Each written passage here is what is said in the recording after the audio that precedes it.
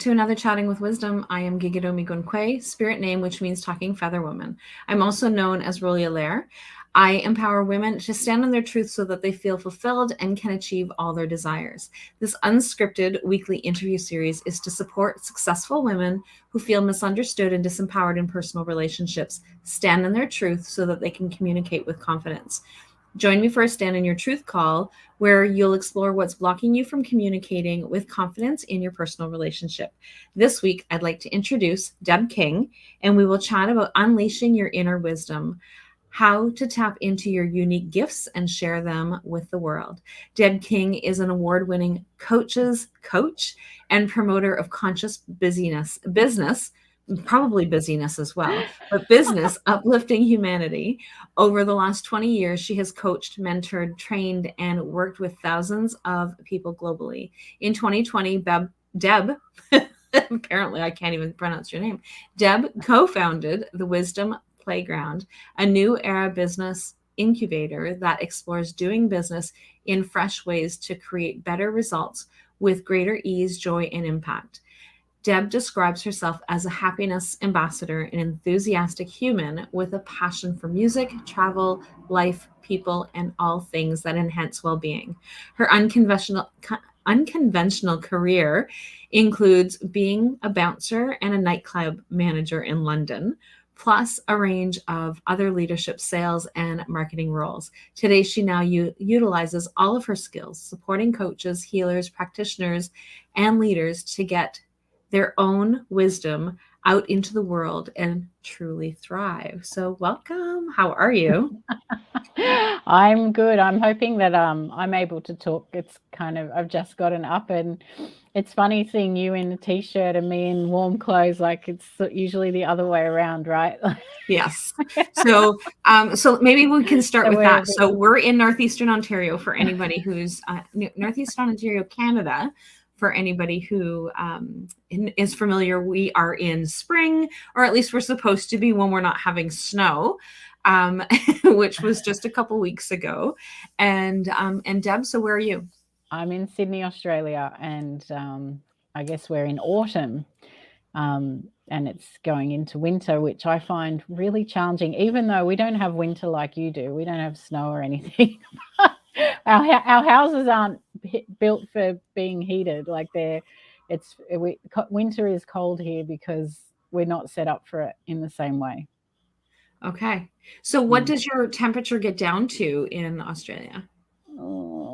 I think overnight at the moment it's getting down to single digits, which is, that's cold for me. So, yes. But yeah. So I mean, I know it sounds ridiculous because you guys have like proper cold, but I think what's good is you have heating and you have you're ready for cold, right? Like you're organized for it. But it's great to be here, so thank you. Well, and I think dropping down to single digits is cold. So like we were at 4 degrees this morning. So you guys go by Celsius as well, I think, right? Yeah, in Australia? That's right. So so it was 4 degrees here this morning. And so I did my walk, but I was like all bundled up, and so it's a little cold. We're now back up to 14. So we're back up into the double digits until tonight when it drops again. We have another frost warning. So, but yeah, so it's pretty chilly. And do you find 14? Do you find 14 warm, or it's warmer? So it is still cool, but it's warmer. So so because that's cold for me. That's 14 is cold for me. But also when I visited Canada in 2016, 2016, sometime before COVID, I was in Edmonton and remember thinking what 14 there was much warmer than what it is here. And I think it's something to do with humidity and stuff like that. So it's really funny to think that the same temperature could actually feel so different. Well, even just here, like, so where we are versus like, so Toronto is like the main capital of Ontario. And so like when we go down to Toronto, the same temperature, but it is a lot colder when we're down in Toronto because it is, and I don't know how the Great Lakes impact it. So, which is like it has water. We've got a big, huge water body here as well. And so, so you would think that it would be relatively the same, but it's not. The temperature is, the different bodies of water make a huge difference for some reason. Like I said, I don't understand like some geological person can probably explain how all of this works, but it really is. And so Edmonton temperature is probably different than where it is that we are as well. Like, so it may be extremely, they may have extremely dry heat versus us because they're in the open plains and things like that. So their heat may be looking much different than ours as well. I've never been out west, out to Alberta, so I don't know what that is. I just know down south going towards Toronto, that it makes a huge difference in terms of like, I find it cooler when we go down, even though it's the exact same temperature here and there. So, but yeah. Well, my favorite place is Hawaii because it's never cold and it's never stupid hot. It's like consistently between 22 and 30-ish. And nice. It's so perfect. So perfect. That's well, Australia and Hawaii are on my wish lists of places to go. So someday in my travels, when I start exploring the world and I don't have commitments here, then because I can take my business anywhere. So that part's not the issue. It's just physical commitments that I have to have here. So, but Hawaii and Australia are my two places that I will go. And knowing that Hawaii stays at the same temperature all the time, I am definitely in. I don't remember who it was that I was talking to recently. And that was one of the things that she had said is that she moved, she went to visit Hawaii and she stayed. She didn't leave. So that was actually kind of cool. So today we are talking about unleashing your inner wisdom. I totally understand that. Just before coming on, we were talking, you happened to mention that it was really interesting that the two of us both connect with the word wisdom in what it is that we do. So did you want to explore a little bit more about that word and why that word is important to you? Sure. Yeah. Well, funnily enough, talking about Hawaii, in 2020, my plan was to follow my dream to find a way to live there. And I had arranged a retreat for women in April 2020. And of course, the world stopped traveling in March. So I stayed in Sydney and things unfolded where I was talking a lot with my now business partner, and the Wisdom Playground was born. So that's the name of our business. And it's very much about really knowing that anything we're saying anything that happened before BC, before COVID, needed a refresh. Like, what if we could take the best of ancient wisdom, spiritual wisdom, modern science, business, and actually consciously co-create better ways of doing things?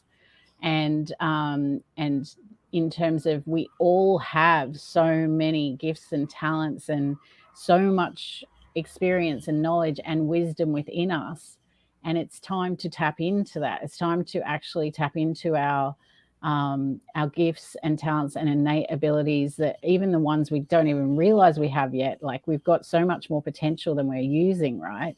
So what if we could all actually tap into more of our genius, more of our wisdom, play together and actually create better ways forward? Because if we don't consciously create better, we're just going to create what we know anyway. We're just going to keep creating what we've always done. So it does take a kind of choice and a consciousness to really play with unpacking our wisdom and turning it into something that's actually really beneficial for all. And that's you. Well, and that's exactly it. Like with the Chatting with Wisdom, it's about being able to bring in all the wisdom. And so this year, Chatting with Wisdom evolved a little bit further, because it is, all of anything that I'm actually doing as part of my own podcasting, as part of my own sharing and lives, is now part of that wisdom. Because somebody asked me last year, well, what about your wisdom?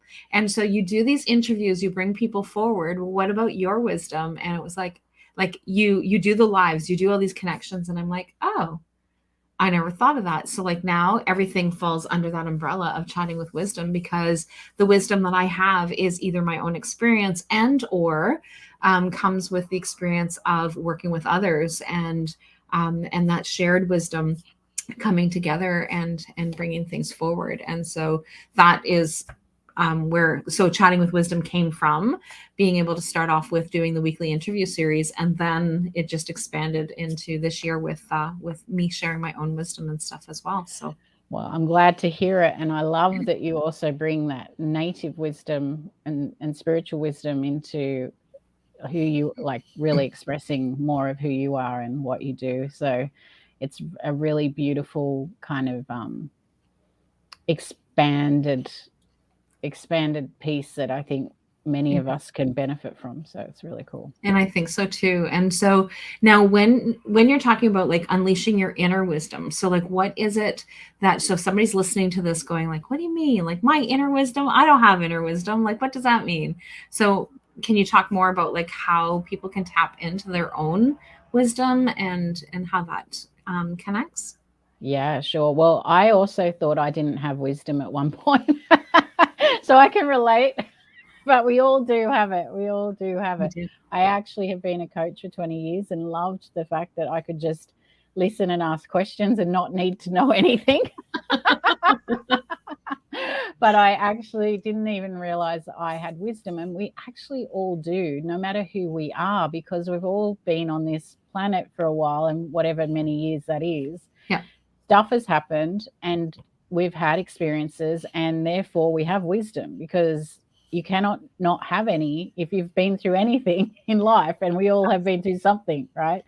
And we've also probably learned stuff from trainings, and we've kind of or even read books or watched videos or whatever. Anyway, the combination of our kind of spin on everything that has happened for us is extra wisdom. Like there's all these different layers of wisdom that everyone has, no matter who you are. And what's exciting is that we're all actually able to tap into infinite potential. So we have even more wisdom to connect with and unpack and allow to flow through us than we've even realized. And the beautiful thing is, once we start to allow it to flow through and start to play with it, more comes. Yes. So even if you're feeling like you don't have any wisdom right now, I can promise you do. Just open up to giving yourself permission to allow it to flow through, and allow yourself to play with it, and for more to keep flowing.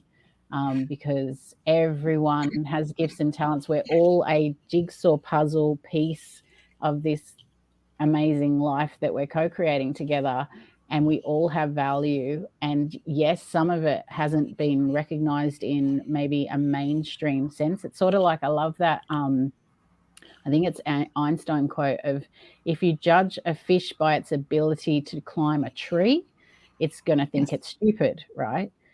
Fish aren't meant to climb trees. They're not stupid. But, you know, we all, like from the traditional schooling system, some people will feel like they're stupid because they haven't maybe had the particular, they haven't fitted the mold to do well in that format. However, it does not mean, like, every single human has wisdom for sure, and more to tap into than we have already. We've all got infinite potential sitting there.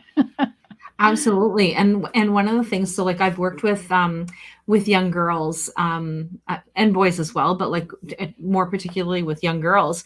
And so when I'm talking with them, and like even when I was teaching the babysitting course, so the girls would be somewhere between 10 and 12 would be the age range that I would actually be teaching the course to when I was teaching the course and the babysitting course. And that was one of the things that I would always make sure, like, it wasn't part of the curriculum. It was like, trust your gut, because that is your inner wisdom. You have this ability of being able to know whether or not something feels right or something doesn't feel right, and being able to kind of go with that. But we are trained at such a young age to not trust ourselves. And so then when it comes to time to being able to like take things to that next level and do all the different things, we have this doubt that is actually going on. And when you're talking about like this infinite wisdom and connection, I love being able to have this opportunity to see my new grandbaby. And so when he's so one of the things that's really interesting, and some people will say, oh yeah, it was just coincidence, but I do not believe in coincidences. But we will actually be having adult conversations about something, and something that may be funny, and he laughs at, like, and he's only 2 months old, so like he laughs at certain times, and so like, or like he'll have this smile on his face at, like, at that precise moment when it's like, hey, there's a light bulb. It really fits with whatever it is that's going on. And some people will say, oh yeah, he doesn't really know what it is that's going on, and maybe that's true, but I don't believe so. I really believe that when he's having these connections, because he does have that wisdom, he has the wisdom of our ancestors, he has the wisdom of his mom's ancestors, he has the wisdom of his dad's family's ancestors. And so like he has all this connection to this outer world that is there to be able to help bring that in. And so we, each and every one of us, have that as well. And so I know that my daughter-in-law laughs when I come over, because she said he just gets all tickled pink and he's like babbling away and having this great conversation none of us understand, but he's babbling away and using his vocal cords to be able to express to me whatever it is that he thinks is exciting for me to know. And I just continuously have that conversation with him, not knowing whether or not this is really true or not true or whatever, and just kind of like trying to figure it out. But he gets to be able to vocalize all these different things, because we have that innate ability of knowing. Like, he was in mom's womb listening, and that's where our wisdom started, I believe. Right? That's so beautiful. I love that. So beautiful. And even what you said before, like with the learning to trust ourselves, that's what it is. If we can all just start to tune in more, that's where the power is. We need to follow our own inner guidance, and actually it's a practice of just being tuned into that subtlety to keep developing our ability to tune into what's right and wrong. It doesn't have to be difficult. It can just start with, in terms of, does it feel heavy or light, and kind of play with it. But I think you're right about babies, that they're so tuned in. They haven't been like conditioned yet into not being tuned in. And all of us, I think that's part of the best way forward. The more we can tap into that inner wisdom and our inner guidance, and trust that is the path. That is absolutely the path. And when we can do that, that leads into like the second part of what it is that you chose as your topic, is that when we can tap into that inner wisdom, when we can tap in and trust ourselves, then we get to tap into what our own unique gifts are. And you kind of touched on that a little bit, about the fact that like there are different things that that we are good at. So like if we are a fish, for example, using that analogy, then we know how to be able to navigate and get away from the things that we need to. We know what things to be able to eat under the sea that allow us to be able to grow and get stronger, and what things to stay away from. And but yet, if you take the fish and you put it on land, it's just going to flop around until it dies, because it has no way of being able to know what kind of ways of being able to survive out in the world. But if you take a bear, it can survive for a short period of time in the water, but not for very long enough to be able to help catch the fish, but not be able to do much more. Actually, I don't even know if your bears catch fish. I just thought of that. I have to say, I don't know a lot about bears, but yeah, well, our bears do. Our bears live in the wilderness, and well, I'm sure yours live in the wilderness as well. But I don't know what panda bears eat, actually. So we don't have panda bears here. We have koalas, but even those aren't technically bears. They're marsupials. But anyway, okay. I don't know much about bears in general, but I do think your bears are so cool, because they're so huge. Like, yes. It's so fascinating. They are definitely huge. That's definitely, you don't want to be stuck between a mama and a baby. But it's just like all these different ways of being able to try and tap into that and figuring that out, and even just watching the wisdom of the animals, right? So like just being able to, for them to be able to know how to adapt and what it is that they need to be doing.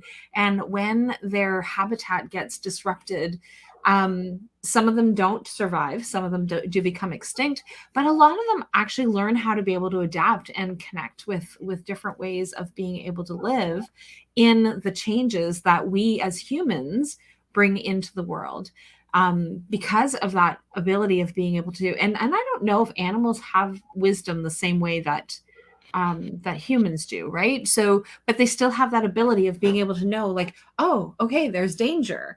And our gut tells us that there's danger. Our gut tells us when it is that we should be happy, and being able to tap into that. But again, we get so conditioned into not doing the things that we know are okay, and being able to stand up for ourselves. And I was watching a video today of a little girl. She's 3 or 4. She might be a little older, but I don't think so. And the mom started the recording of the little girl, and so she's like, so tell me again. So you have meat in your ears. And this little girl, and so she was chastised on the feed, like on the Facebook feed. But this little girl was able to say, like, okay, let me tell you again, and like very bold and assertive, and she, I didn't think that she was being rude, but other people thought that she was being bold and disrespectful. And it's like, okay, I've already told you this, Mom, that I've got meat in my ears, and I put the meat in my ears. And when Mom said, well, how did you get the meat? She's like, well, you gave it to me. And Mom says, well, I gave it to you to eat. And she said, yeah. But she stuck it in her ears, right? So that was a very interesting conversation. But everybody was like chastising, like how this mom was like not disciplining this child differently, and maybe there were some things around discipline that she does need to look at, but there's a natural consequence of having meat in your ears, I think, as to like not a good plan to have meat. I think that's such a great example, though, of there's always more to a story and how quickly people are to judge. Yes. It's like, what if we just let go of all judgment? Like, really, how amazing that would be. And that's partly what gets in the way if we're not tuning into our intuition and our inner guidance. And you've reminded me of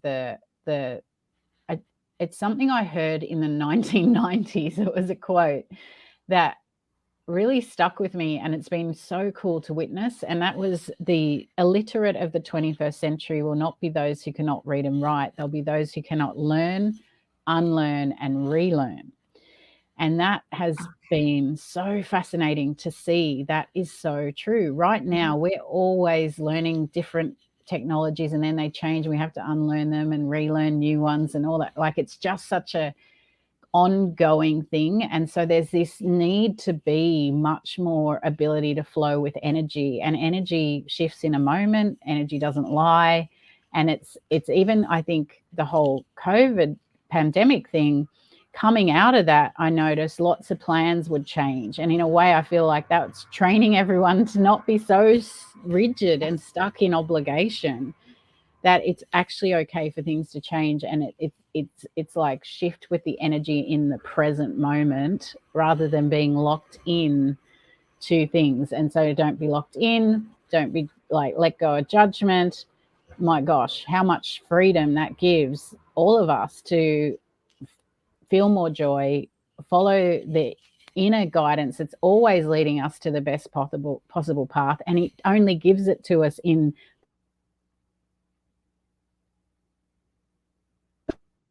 moving forward. You just get the next step. So it's really, it reminds me of how fun it is to just be more present, be in the dance with everything. Everyone is doing the best they can. And I love those examples that show when we're judging wrongly, and to remind us that really it's just not the best for us or that person to be in that judgment mindset. Yes. And it really does make a huge difference in terms of how we can actually then tap into the best version of ourselves that we can be, right? So even coming on tonight, it was like, I loved the fact that you were in that energy. I didn't get tons of messages saying, okay, well, where are you? What's going on? What's happening? You were patient in terms of, because we've had technical issues here, and I didn't get a chance to be able to relay that to you. And so trying to get all those things ready so that we can have the link to be able to get started.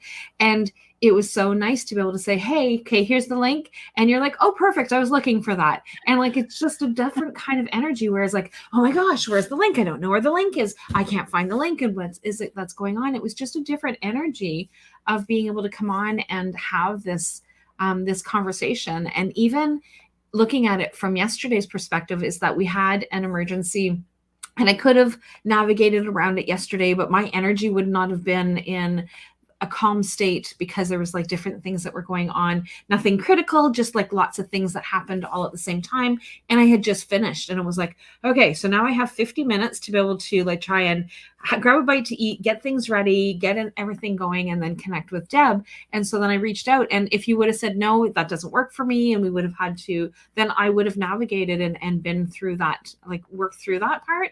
But it was like, it was a different type of energy, right? It's like, okay, so let us flow. What is it that we need to be doing so that we can get this going? And so we navigated the time and readjusted so that we can actually be here today and be able to care. And then, like I said, then the technology was like, okay, so yeah, I'm on tech support all day trying to get some tech work going, but it's like, okay, but it's still going to flow and it's not a big deal. I know that I can get this out to you soon enough. Well, because I was like wolfing down my dinner while I was trying to get everything ready so that it can go live and be able to do that. But it's just being able to just have that connection with the energy and allowing things to flow where we need to. Like, yes, there are some things that we need to be more rigid about. Yes, there are some things that we need to be very firm on making sure that things are going. Like, I'm huge on safety. So like, so if you're breaking the rules when it comes to safety, then I'm going to definitely, I'm going to follow those, and I'm going to enforce those and do those kinds of things. But it's at the same time, other things kind of like need to have like this give and take. And I need a schedule. So I need to know what it is that's going on. But if I need to shift the schedule, I can shift the schedule, and being able to do that. And I think that we struggle with some of that sometimes, in terms of like being able to like kind of navigate through some of the things that are going on in the world. Right. Yeah, it's an interesting one. I think that it's reminded me of how I had to learn the hard way, but just what I'm grateful for is the knowing that everything really is happening perfectly. Yes. And it brings a lot of peace when things don't necessarily go the way I think I wanted them to. Yes.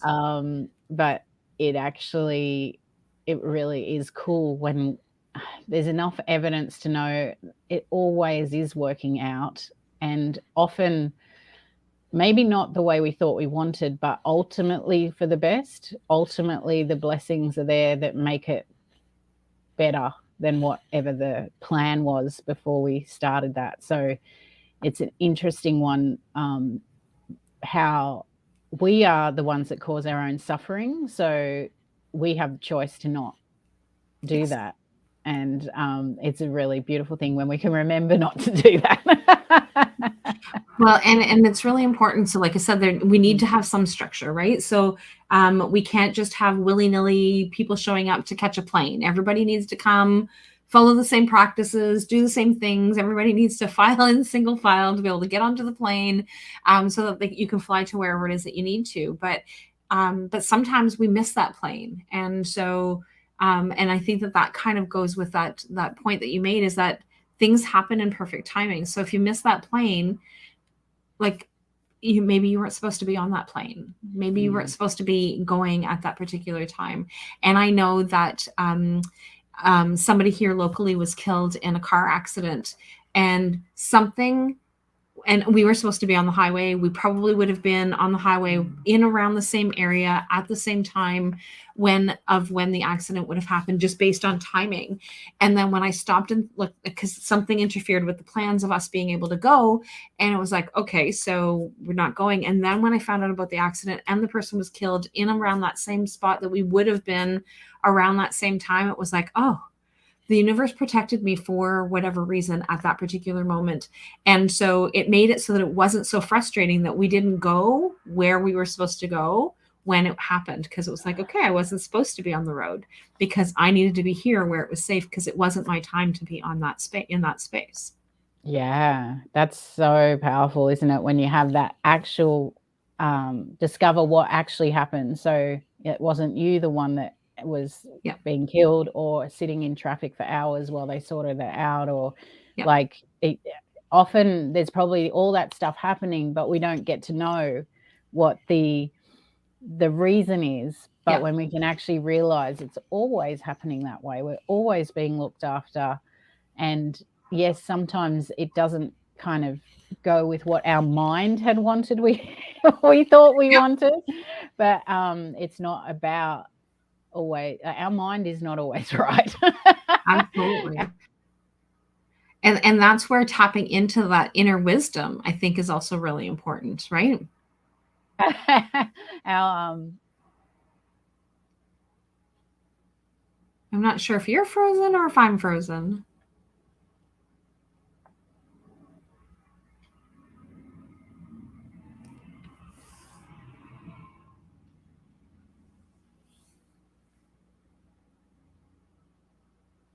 So for anybody who is listening to audio, if I'm not the one that's frozen, then, and if not, you're listening to Deb listening, I'm sure, trying to figure out whether or not we are frozen. So this is the joy of technology, is that sometimes we don't know what it is that's going on. Are you back? There you are. So I'm not sure if I was frozen or if you were frozen. It was you doing weird things. Okay. I'm so sorry. Well, I was staying silent for a few minutes, and I was like, okay, are you frozen or am I frozen? And I'm like, okay, well, I'm just going to keep talking, because hopefully if I'm the one that's frozen, Deb's still talking so that it's not dead air. So then I just kept talking. Well, it was good you were talking, because I think it would have been dead air on my end. Sorry about that. But it's the just perfection, right, of showing it's not going to always go the way our mind wants it to. That's okay.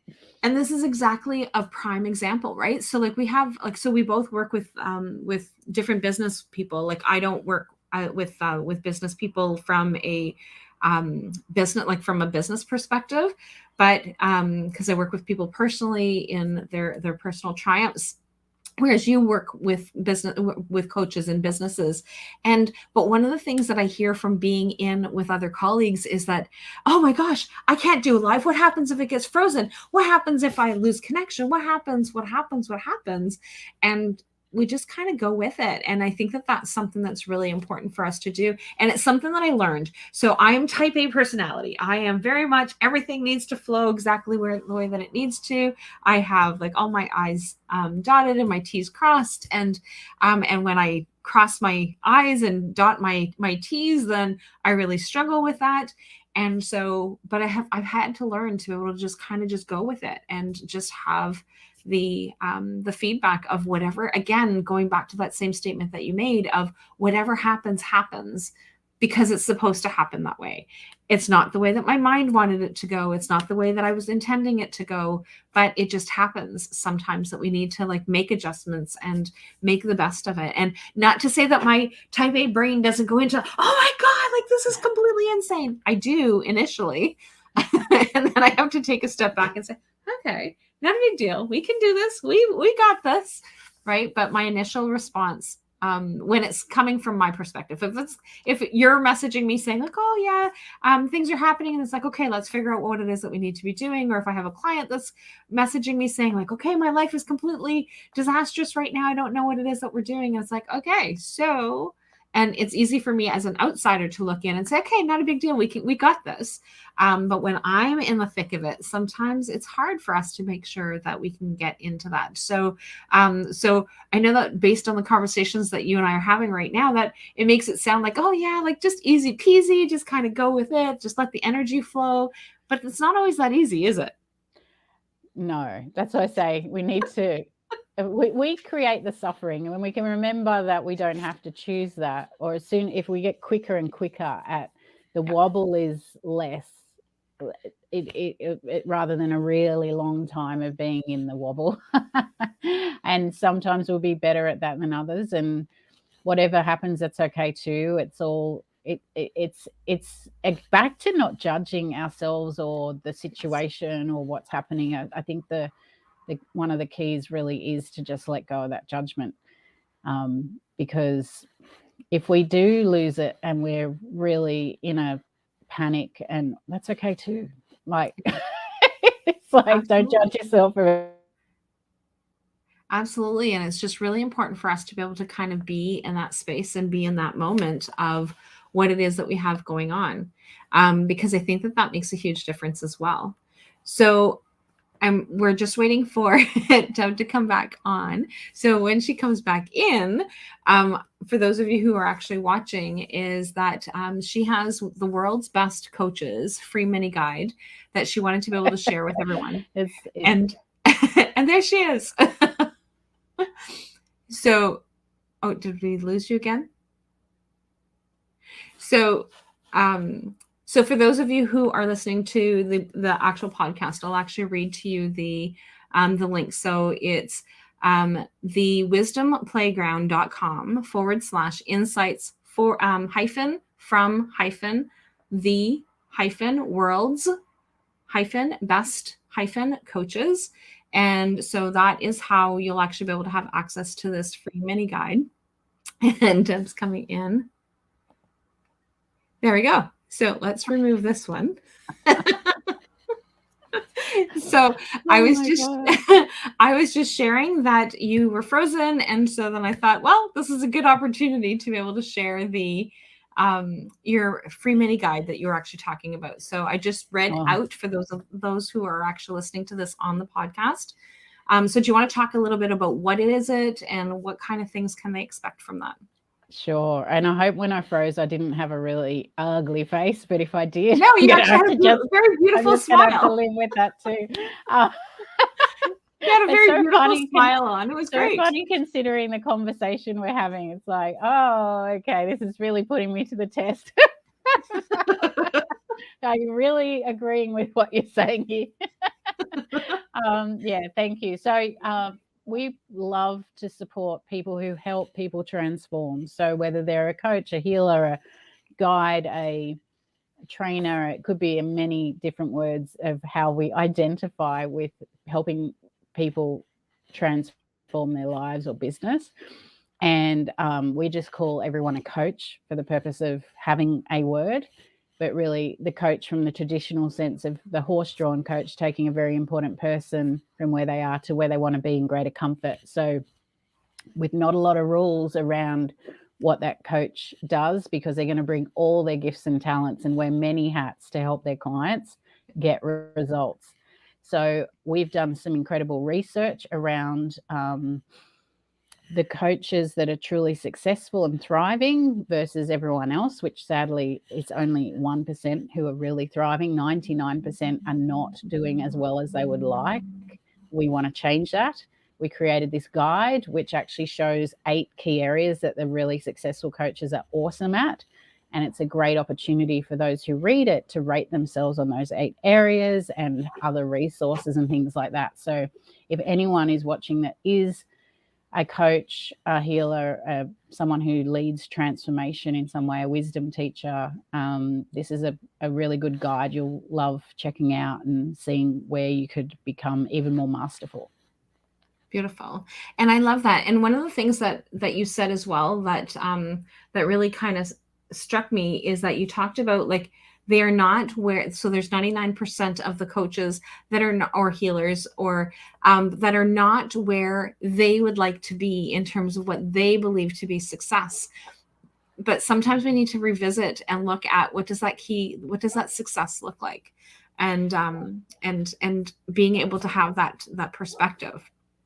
Right. Oh, I'm a big believer in creating our own definition of success. I think it's such a great point you raise, Rollie. It's so important. Most of us, unless we do define that for ourselves, we're probably judging ourselves again against a society definition that isn't our truth.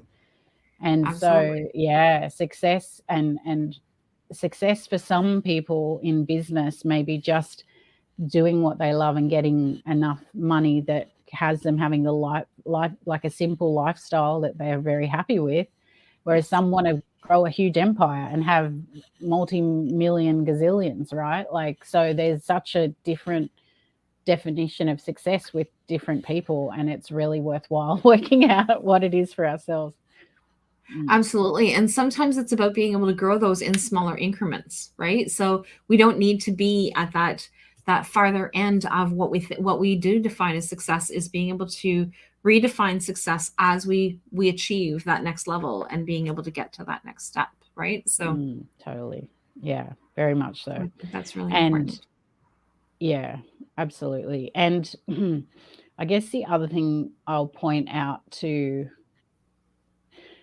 there's a lot of coaches, if I call everyone coach, that I come across that are feeling burnt by having invested in a lot of different trainings, marketing trainings, sales trainings, different modalities, like spend a lot of money and time developing themselves and still not kind of really thriving in the way they want in their business.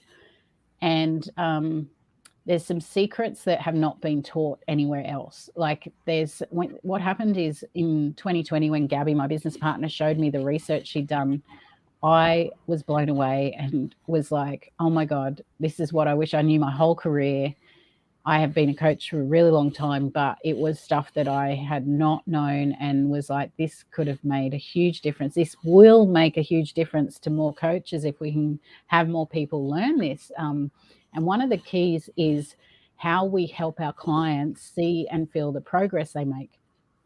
So if you think about, as coaches, we typically have our clients turn, like they transform in some way. So they turn into a butterfly. Yes. But the butterfly embodies a new state as a butterfly and completely forgets what happened in the cocoon.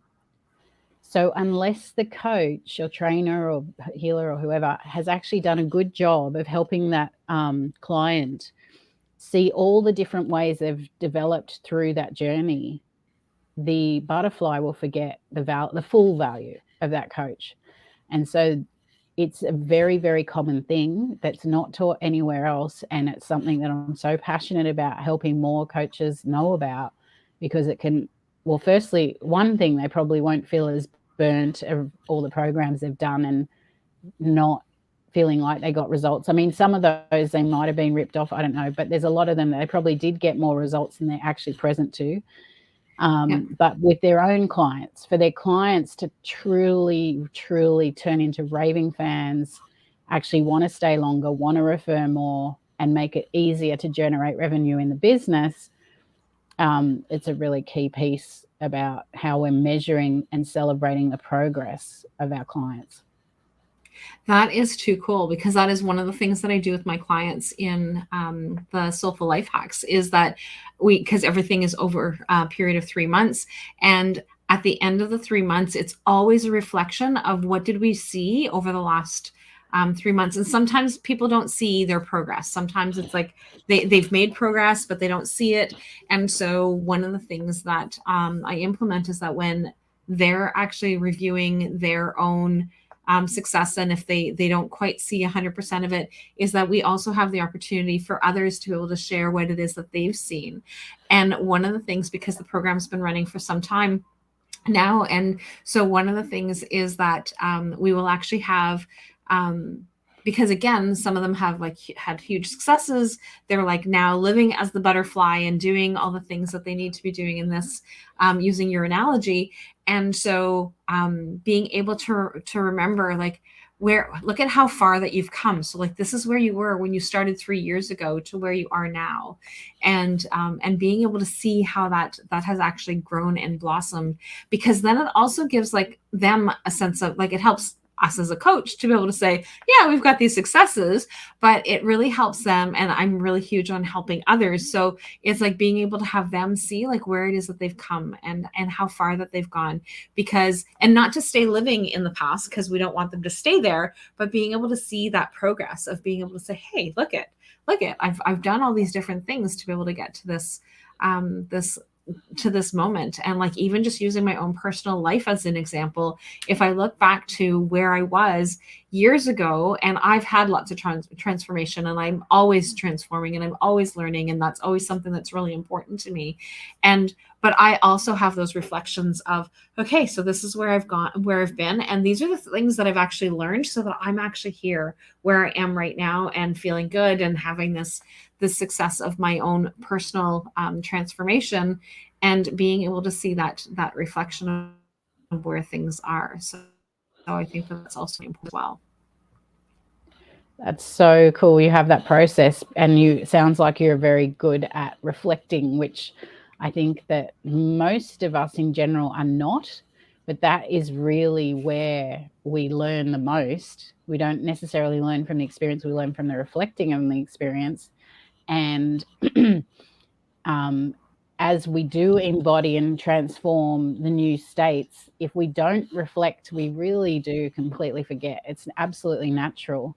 So it's great you have that built into your process, and it's just so important for anyone who is a wisdom teacher who wants to get better results with their clients to have those measuring tools in multiple ways, to not just measure what the client came for, but also all the skills and knowledge they developed in all the other areas they didn't even know they didn't know at the beginning. Because as you said, Rollie, most people don't even notice they've changed. They don't see what we see. We can't assume everyone sees what we see.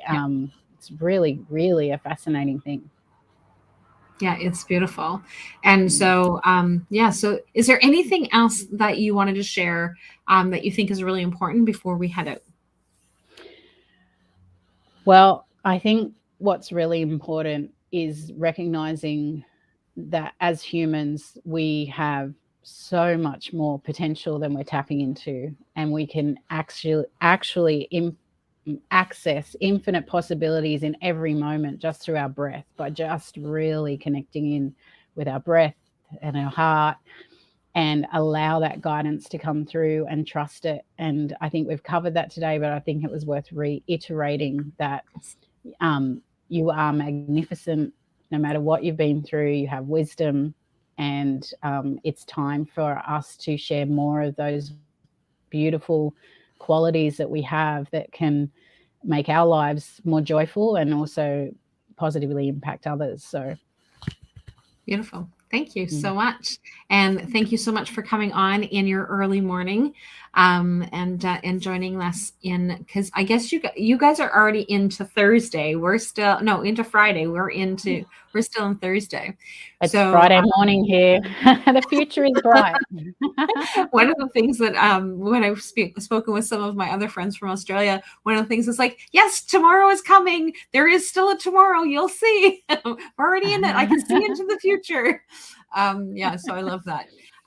So thanks again. And as always, I love having chats with you. I love connecting with you, and looking forward to connecting again.